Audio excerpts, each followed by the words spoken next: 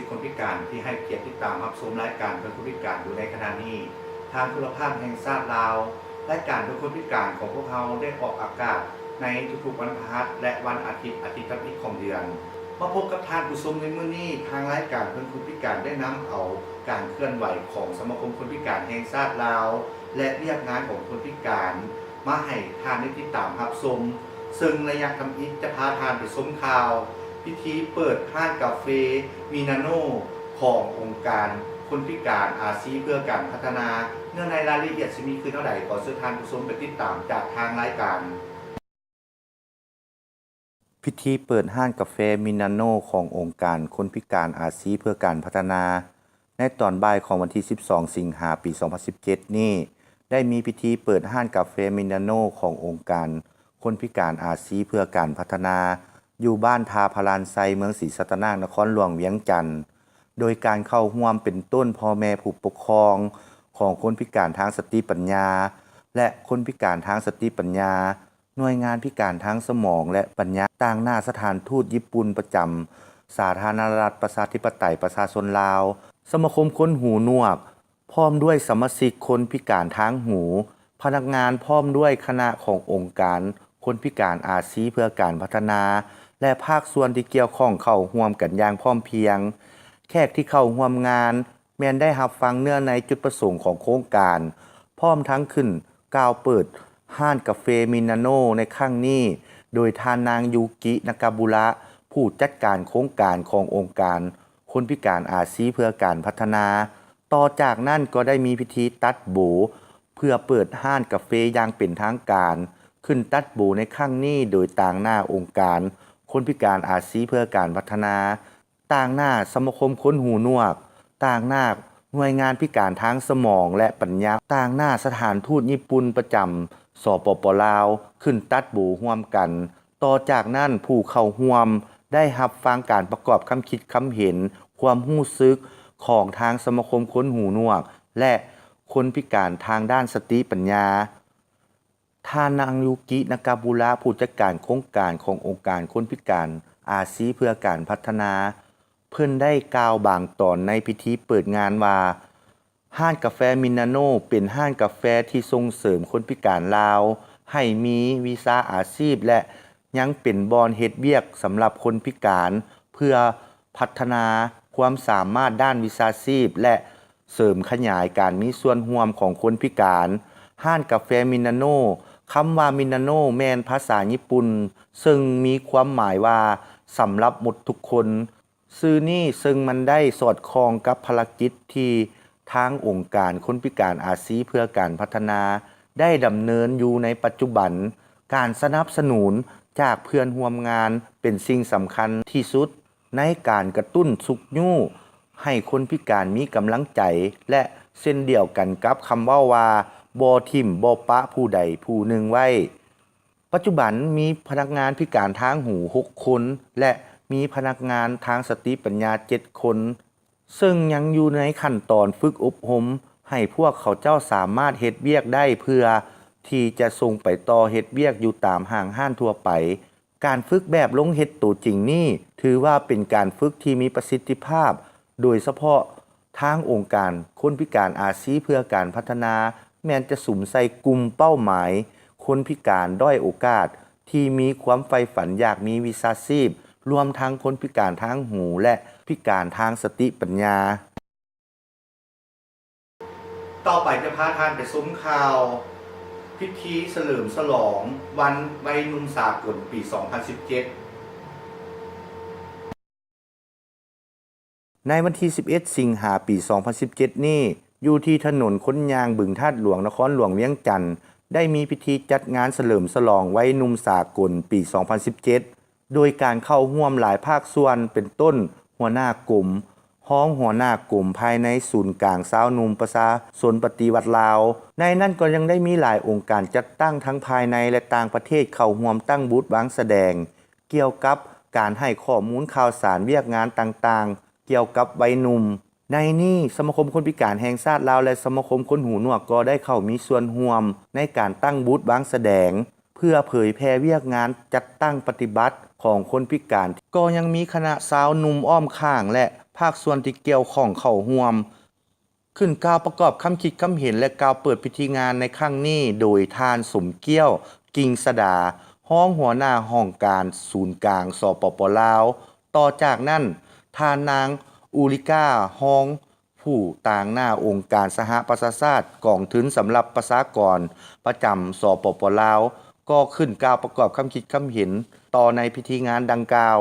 จุดประสงค์ในการจัดงานในครั้งนี้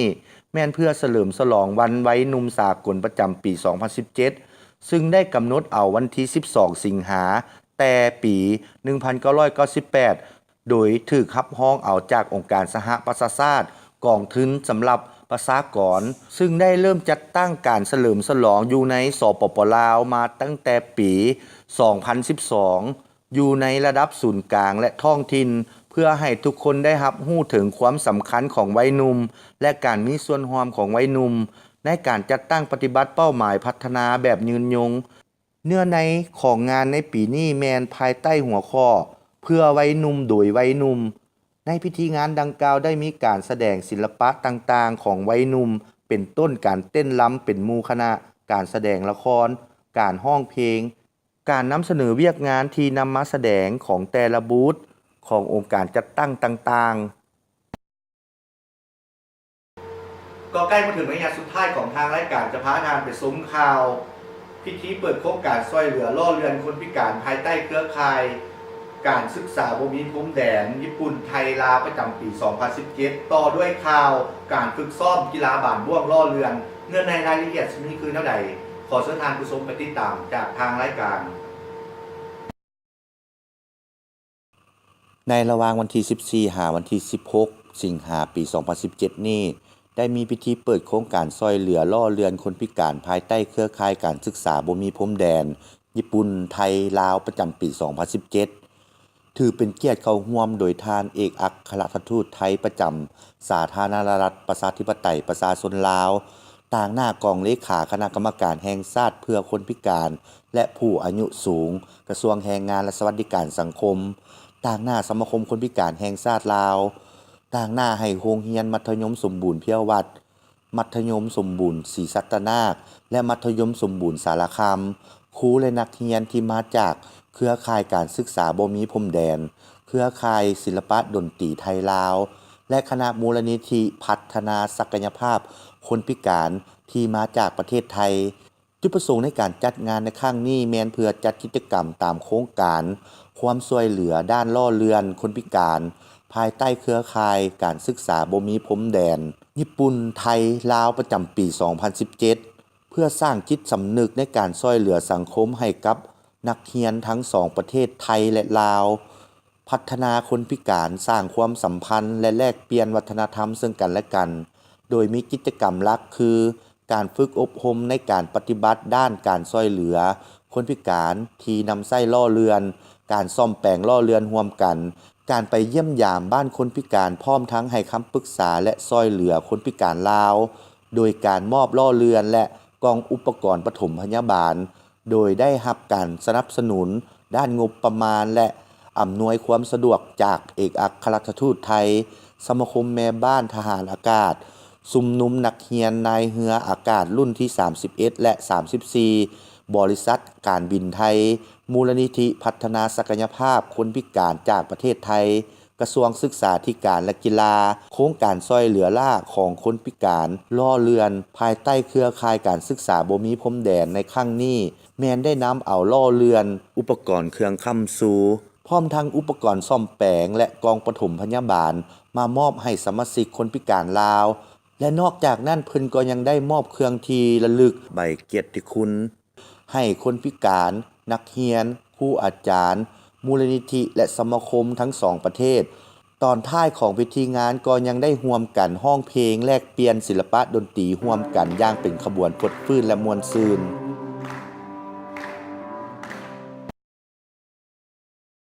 การฝึกซ้อมกีฬาบานบ่วงล่อเรือนของนักกีฬาบานบ่วงล่อเรือนทีมชาติลาวเพื่อเกี่ยมความพร้อมที่จะไปร่วมงานแข่งขันกีฬาอาเซียนพาราเกมที่ประเทศมาเลเซียในวันที่ 12 หาวันที่ 23 กันยาปี 2017 ที่จะมาถึงนี้ นักกีฬาบ้านบ่วงล่อเรือนแม่นเพื่อจะไปญาติเอาเหรียญใดเหรียญหนึ่งมาให้ได้ ในนั้นทั้งทีมคณะนำพาครูฝึกและนักกีฬาได้ให้สัมภาษณ์นำรายการของพวกเขาว่าสบายดีไปซื้อต้องกันวงมาลาได้และผู้รับผิดชอบทีมงานของบ้านบ่วงรอเรือนลาวเฮาเนาะซึ่งพวกเฮาจะได้การเกียมไปแข่งขันเกมครั้งที่เก่าที่ประเทศมาเลเซียเนาะซึ่งว่าผ่านขั้นตอนในการการเกียมก็คือแม่นพวกเฮาได้มีการคัดเลือกเอานักกีฬาในทั่วประเทศ16แข่งเนาะที่ได้มาเต่าร่วมกันและก็นอกจากนั้นของเฮาก็ยังมีการขั้นตอนในการฝึกสอบเป็นประจำเนาะซึ่งว่าพวกเฮาได้รับอนุญาตจากคัดเลือกให้ฝึกสอบแต่วันที่3เดือน8เนาะวันที่3เดือน8ฮอดวันที่11เดือน9เนาะ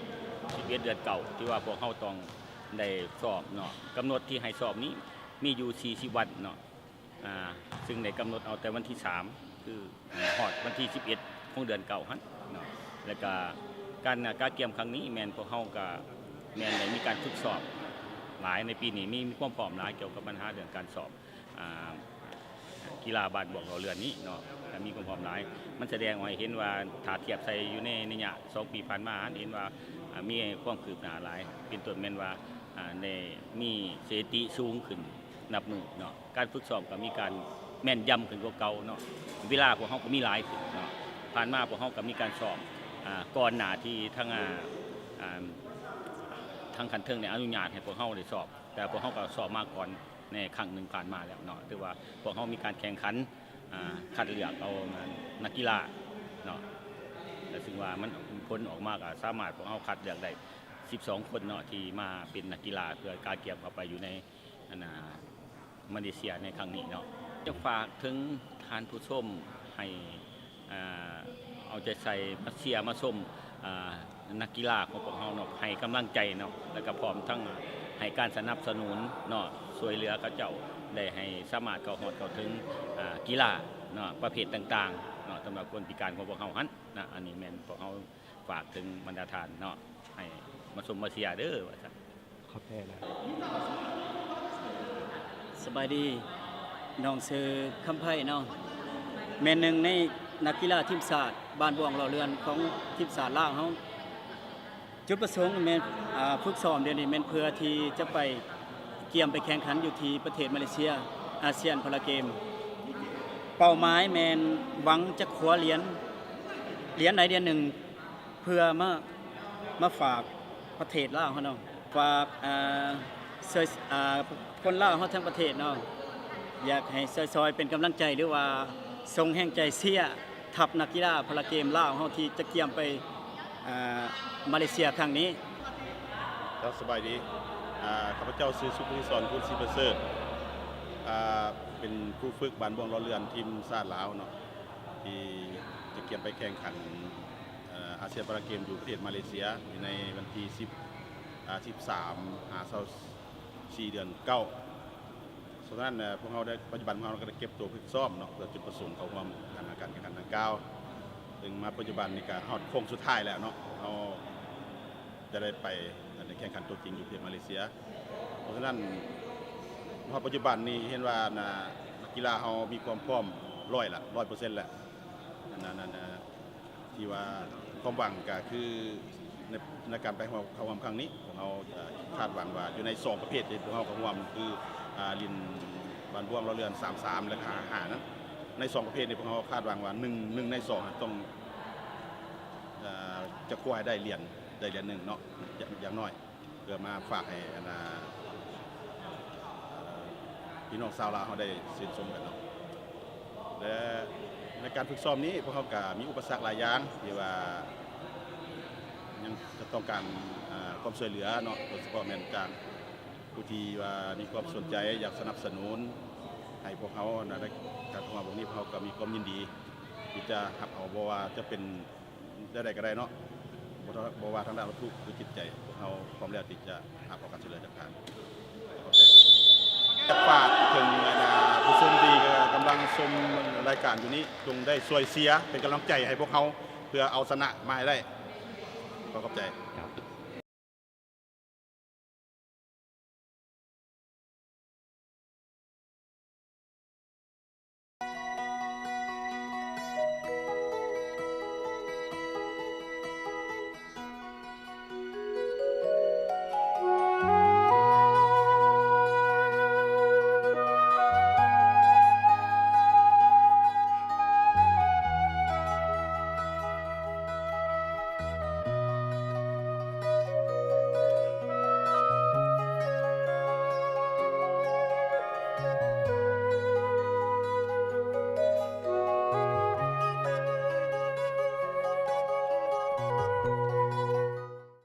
พรรคและรัฐบาลยามใดก็เป็นห่วงเป็นใยในการดำรงชีวิตของพ่อแม่ประชาชนบรรดาเผ่า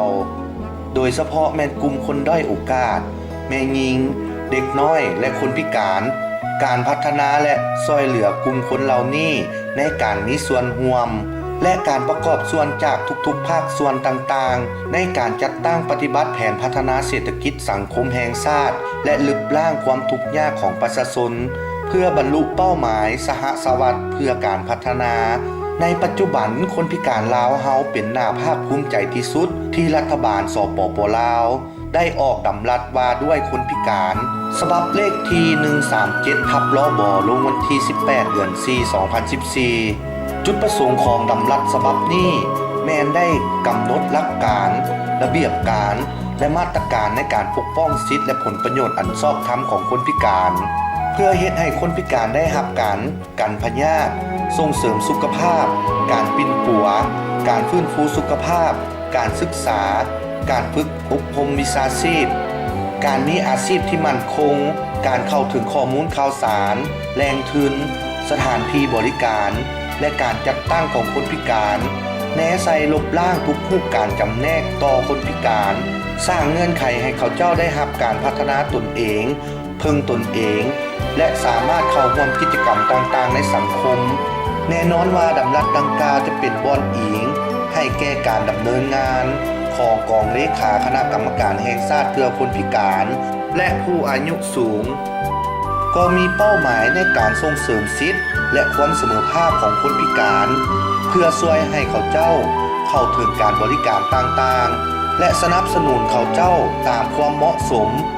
สมาคมคนพิการแห่งชาติลาวเป็นองค์กรหนึ่งที่เป็นตัวแทนให้แก่คนพิการทุกๆประเภทในทั่วประเทศอิงใส่การสังเกตตีราคาในการมีส่วนร่วมของคนพิการในปัจจุบันเห็นว่ามีท่าเอียงในการขยายตัวและพัฒนาหลายขึ้นเช่นเวียกงานการศึกษาการมีเวียกเหตุงานทำการส่งเสริมปรับปรุงชีวิตการเป็นอยู่และเสริมสร้างความเข้มแข็งให้คนพิการเวียกงานการกีฬาเวียกงานการเผยแพร่โฆษณาสิทธิและความเสมอภาคของคนพิการเพื่อสร้างความรับรู้ให้แก่สังคมเห็นความสำคัญของเวียกงานคนพิการหลายขึ้น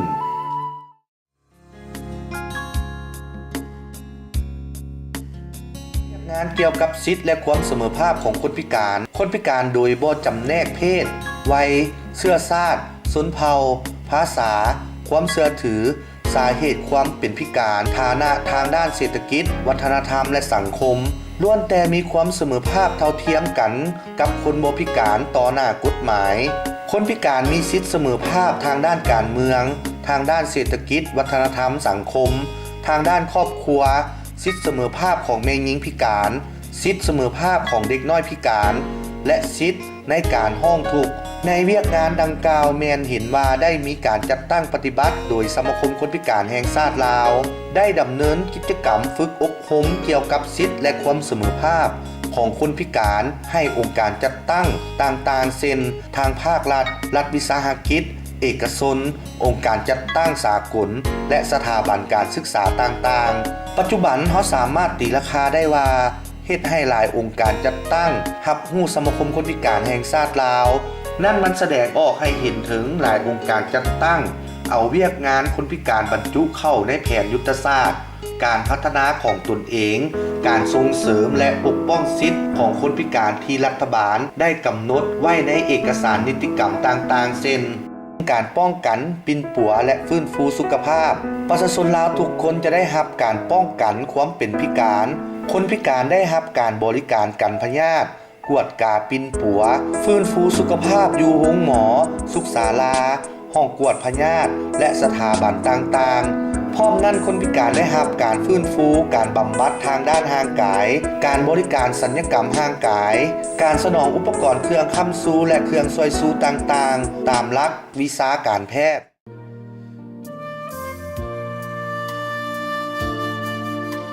คนพิการสามารถเรียนร่วมอยู่ในสถาบันการศึกษาทุกแห่งของรัฐตามเงื่อนไขและความสามารถตัวจริงสถานศึกษาต้องประกอบสิ่งอำนวยความสะดวกที่จำเป็นสำหรับคนพิการดำเนินการค้นคว้าหลักสูตรอุปกรณ์และวิธีการเรียนการสอนสร้างผู้สอนและผู้ดูแลนักเรียนพิการแต่ละประเภทอย่างเหมาะสมเพื่อรับประกันสิทธิ์เข้าถึงการศึกษาที่มีคุณภาพอย่างเสมอภาคเท่าเทียมกันของทุกกลุ่มคนในสังคมลุดพรและลึบล่างความลุดโตนในการเข้าถึงและการสำเร็จการศึกษาของกลุ่มคนที่ด้อยโอกาสโดยเฉพาะเด็กน้อยแม่หญิงคนพิการและผู้มีความยุ่งยากทางด้านเศรษฐกิจสังคมเพื่อแก้ไขบรรดาอุปสรรคทั้งภายในและภายนอกระบบการศึกษาโดยเอาใจใส่ถึงจุดพิเศษและความต้องการที่แตกต่างหลากหลายของผู้เรียนทุกคนเพื่อปรับปรุงคุณภาพและความแทบเหมาะของระบบการศึกษาในทุกระดับสร้างสภาพแวดล้อมที่เอื้ออำนวยให้แก่การเรียนที่มีประสิทธิภาพสำหรับผู้เรียนทุกคนส่งเสริมการเรียนร่วมของผู้เรียนทุกคนครอบครัวโรงเรียนชุมชนและทั่วสังคมดังได้ระบุไว้ในดำรัสว่าด้วยการรับรองและประกาศใช้นโยบายแห่งชาติว่าด้วยการเรียนร่วมฉบับเลขที่509/นย.ลงวันที่7 เดือน 12 ปี 2010เวียกงานการกีฬารัฐบาลส่งเสริมให้มีการเคลื่อนไหวกีฬากายกรรมประเภทต่างๆของคนพิการโดยจัดตั้งฝึกอบรมครูฝึกนักกีฬาสถานที่ฝึกแอบสถานที่แข่งขันรวมทั้งการสนองอุปกรณ์รับใช้ให้แก่การเคลื่อนไหวและการแข่งขันในระดับท้องถิ่นระดับชาติภาคพื้นและสากลเห็นได้ว่าปัจจุบันนี้คนพิการเฮาก็สามารถเล่นกีฬาและกายกรรมประเภทต่างๆตามความสามารถและความเหมาะสมของประเภทความเป็นพิการอีกอย่างหนึ่งก็เพื่อเต้าโฮมความสามัคคีส่งเสริมพัฒนาทางด้านจิตใจร่างกายของคนพิการเอง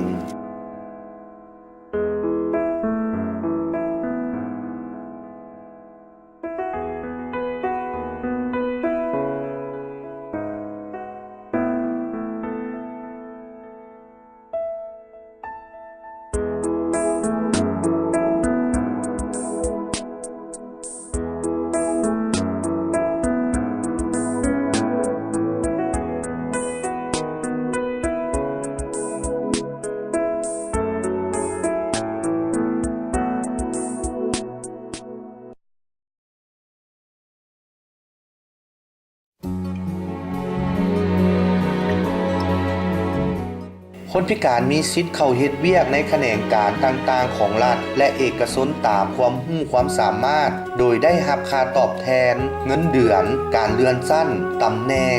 การยกระดับและอื่นๆอย่างเสมอภาคกับคนบ่พิการผู้ใช้แรงงานต้องประกอบสิ่งอำนวยความสะดวกให้คนพิการในการเฮ็ดเวียกตามความเหมาะสมรัฐบาลมีนโยบายสงวนอาชีพที่เหมาะสมสำหรับคนพิการเพื่อให้เขาเจ้ามีเวียกเฮ็ดงานทำมีรายได้สามารถกุ้มตนเองแขนงการต่างๆของรัฐและเอกชนต้องให้บุริมสิทธิ์รับเอาคนพิการเข้าเฮ็ดเวียกตามความสามารถความชำนาญและตำแหน่งที่เหมาะสม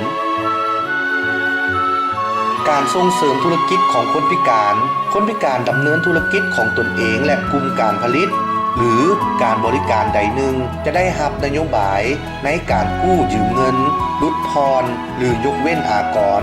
ค่าธรรมเนียมที่เกี่ยวข้องรวมทั้งได้รับการถ่ายทอดเทคนิคเทคโนโลยีแนะนำการผลิตและการตลาดตามความเหมาะสม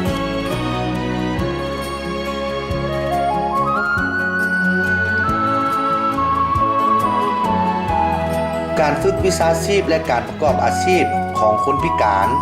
ารสามารถเข้าฝึกวิชาชีพและพัฒนาฝีมือแรงงานอยู่สถานที่ฝึกวิชาชีพและบ บรรดาศูนย์พัฒนาฝีมือแรงงานของรัฐหรือเอกชนตามความเหมาะสมและสถานที่ดังกล่าวต้องได้สร้างสิ่งอำนวยความสะดวกที่เหมาะสมและสอดคล้องกับจุดพิเศษของคนพิการเป็นต้นสถานที่อุปกรณ์หลักสูตรวิธีการเรียนการสอนครูฝึกวิชาชีพและพัฒนาฝีมือแรงงานให้คนพิการต้องได้รับการยกระดับความรู้ความสามารถและเทคนิคที่เหมาะสม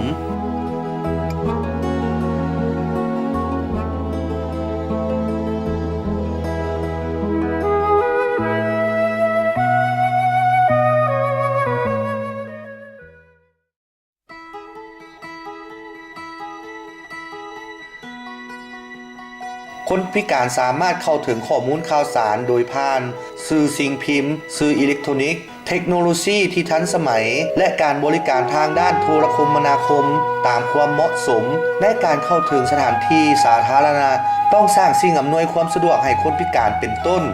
ทางเนินฮาวคันไดลิฟต์ห้องน้ำและเครื่องหมายอื่นๆส่วนในการเข้าถึงการขนส่งสาธารณะคนพิการจะได้รับความสะดวกในการสัญจรไปมาเป็นต้นการจัดสรรบ่อนนั่งเฉพาะการยกเว้นหรือลดผ่อนค่าโดยสารและค่าบริการต่างๆตามความสามารถและเงื่อนไขตัวจริงในปัจจุบันเห็นได้ว่าการเข้าถึงก็มีแต่บางสถานที่เท่านั้นที่มีสิ่งอำนวยความสะดวกให้คนพิการ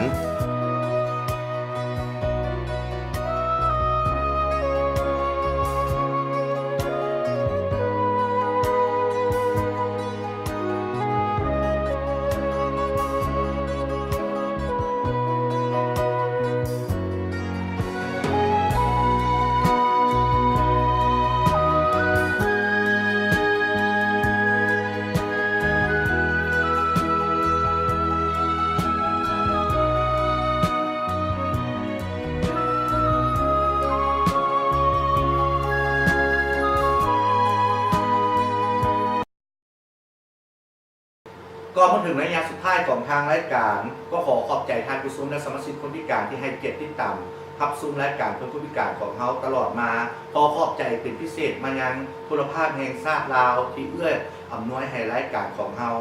มาฮอดนี้วิเลไซโคตรมนตรีพร้อมด้วยทีมงานขอลาท่านผู้ชมและสมาชิกคนพิการไปเพียงเท่านี้มาพบกันใหม่ในเทื่อหน้าวันเวลาเดียวกันนี้สำหรับวันนี้ขอกล่าวคำว่าสบายดี